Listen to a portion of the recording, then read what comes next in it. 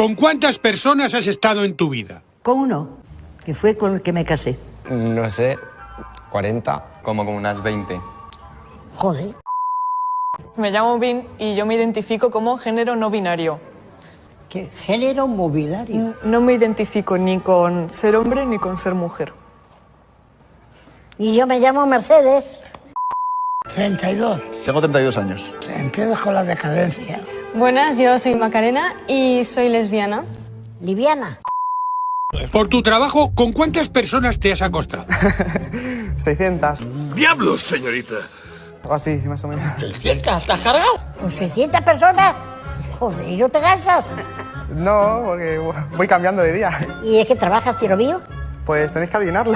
No me digas que es médico. Lo vais a ver trabajar. Anda. ¡Uy!